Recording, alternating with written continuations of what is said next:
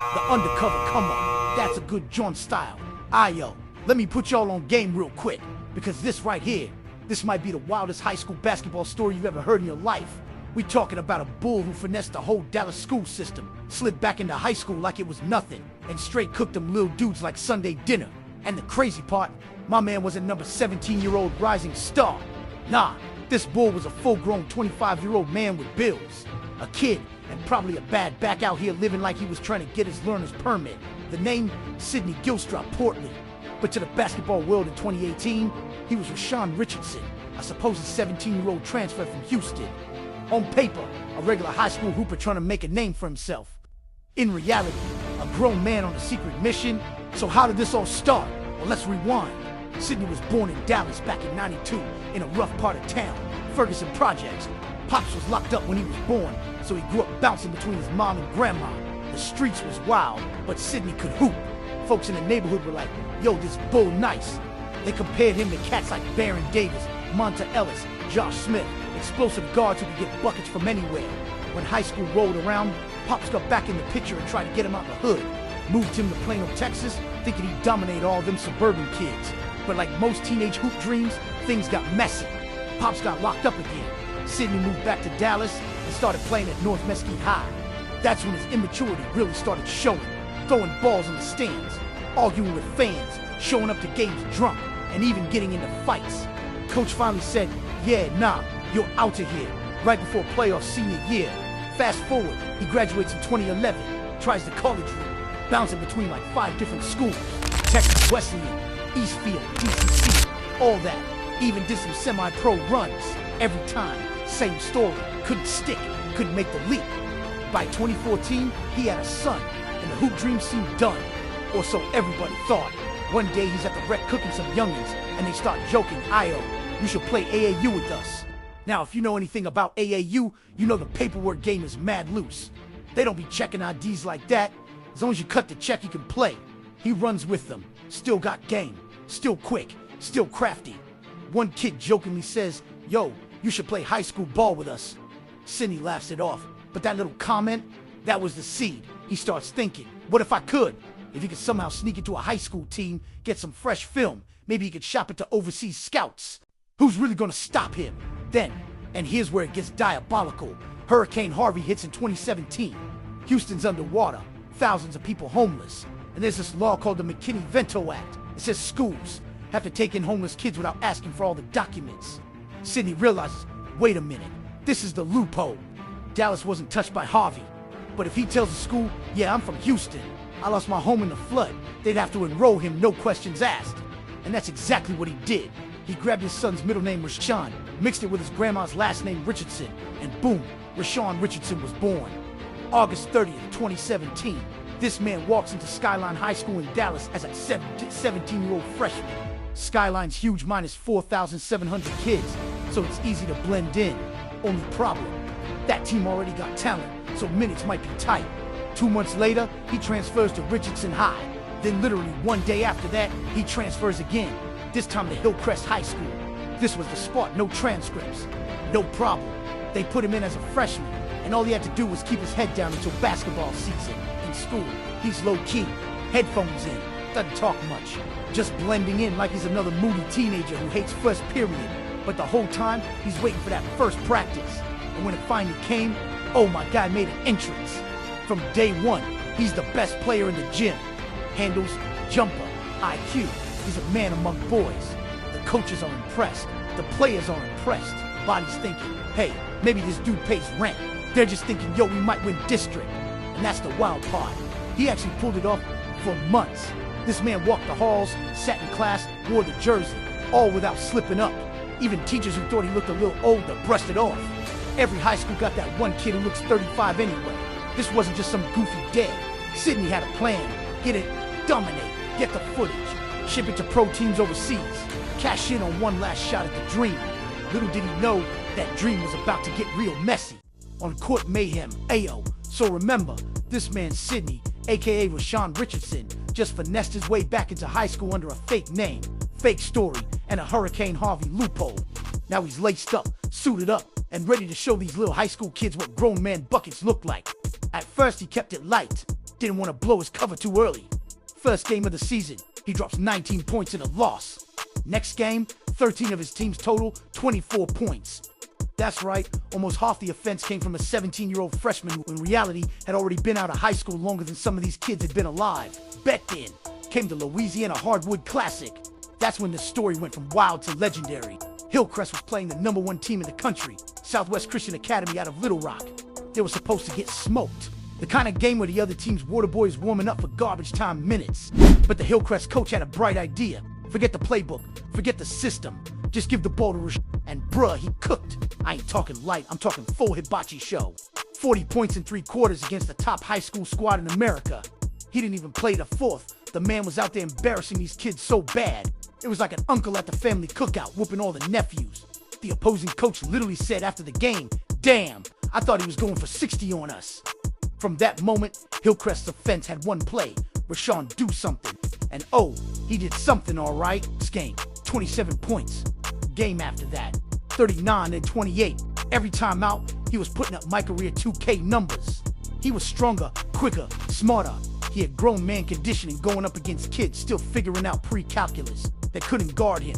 Half the time he'd get to the rim like he had an all-access pass. And while the kids on the other team were catching a bus home to do homework, Rashawn was probably stopping at the store to buy diapers for his real-life child. That's how crazy this whole thing was.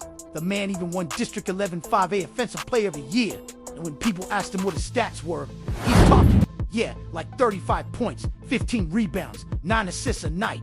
Basketball All-Star Weekend. Rising Stars, MVP numbers. And listen, folks at school, they started noticing something like, why does this kid have better facial hair than our history teacher? Why does this game look so polished? The high schoolers are dense.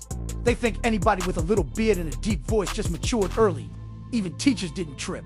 Every school's got that one dude who looks way older than he is. Nobody's assuming this bull was paying rent, had bills, and probably had a car note. The crazy part, he barely went to class. Sydney knew what he came for. If he wasn't at practice or hooping, he had his headphones on, head down, keeping to himself. If he could skip without getting caught, he would. And after the season ended, he straight up disappeared. Didn't even come back to collect his Player of the Year award. And here's the kicker. His plan was working. He now had a full season of fresh film. Him putting up 40 on elite prep schools, dominating district play, and looking like a man among boys. His goal, send it overseas, get a contract, and finally live the pro baller life he'd been chasing for over a decade. But you can only stay undercover for so long before somebody peeps game. See ballers talk, coaches talk. And at a tournament, one of the coaches from his actual high school days in North Mesquite spotted him. You can imagine the double take. Hold up, I know that ain't Sydney. Word started to spread quietly in the Dallas basketball scene. Referees, old teammates, and even random fans began whispering. One ref even walked up to him, mid-game like, "What's your name again?" Sydney stayed in character Rashawn Richardson from Houston. But by that point, the suspicion was bubbling. Thing is, even with the whispers, the man was still dominating. Nobody had proof, and the Dallas School District wasn't checking because, hey, he was enrolled properly under the Homeless Student Act. Hillcrest ended the season 11-10 and got bounced in the first round of the playoffs. Rashawn only had 17 in that game, his lowest big game output of the season, but by then, his mission was complete. He had the tape, the awards, the numbers. Now it was time to make the overseas dream a reality, or so he thought, because just when it looked like Sydney had pulled off the greatest high school basketball scam in modern history, the law came knocking, and when they did, that's when the whole thing went from hilarious to ugly. The fallout. All right, bull, this is where the fairy tale turns into a bad Netflix crime doc. Man, Rashawn Richardson, aka grown man Sydney Gilstrap Portley, just wrapped up a fake high school basketball season for the ages. He's got the game film, the trophies, the bragging rights. He's thinking, mission accomplished. But what Sydney didn't know, his cover was already leaking worse than a broke faucet. See, at one of Hillcrest's tournaments, a familiar face was in the stands. One of his old coaches from North Mesquite High, the real school he played for back in the day. This coach is watching the game like, hold on. Nah, that's not a freshman. That's Sydney. You can imagine the disbelief. This is like watching your old coworker show up at Chuck E. Cheese claiming to be the new ball pit supervisor. From there, the whispers started getting louder. A ref who apparently knew him from way back even stopped him mid-game like, "Yo, what's your name?" Sydney hit him with the script, Rashawn Richardson. From Houston, Hurricane Harvey refugee. Smooth, but the ref wasn't buying it. Word trickled back to the Dallas Independent School District. Somebody made the call, and the dominoes started falling. Then one night, May 11th, 2018, Sydney's at his girlfriend's apartment, probably thinking about his next overseas tryout. It's almost midnight dot, boom. Over 10 cops show up at the door like it's the season finale of Cops. They cuffed him right there, dot charge. Tampering with government records, a felony. That's when the whole jig was officially up. Within days, every major media outlet is running the story. ESPN, local news, you name it. Even Charlemagne Thorgard hits him with a donkey of the day treatment on the Breakfast Club. Dude went from District Player of the Year to national meme in under a week. The school district had no choice but to nuke the season from the record books. Hillcrest had to forfeit every single game he played in. All that work, all those wins, all those highlights, gone dot poof. Like it never happened. And that's just the basketball side, off the court. It got way worse. A few weeks later, the media dropped an even nastier bombshell. He had been dating a 14-year-old student during his time at Hillcrest. Now Sydney swore up and down that wasn't true, even said the rumors made him look crazy and tried to shut it down. But then, on July 3rd, 2018, he got arrested again, this time for indecency with a minor. The details made it messy. The girl's mother told reporters she texted Sydney to see who her daughter was hanging with, and Sydney responded politely, even saying, "I made sure she was home before 8:45, so you won't think anything extra was going on." But whether you buy that or not, the damage was done. This wasn't a feel-good underdog story anymore. It was a full-blown scandal. The girl was so embarrassed by the public mess, she had to transfer schools. Her family ended up suing the Dallas Independent School District for negligence. The district, embarrassed beyond belief, had to change its entire process for enrolling homeless students to make sure this could never happen again.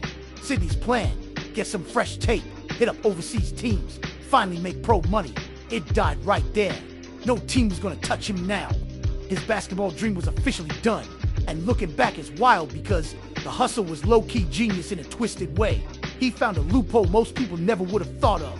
He had the guts to walk into a school at 24 years old and pretend to be a 17-year-old freshman. He went out there and dominated kids half a decade younger than him.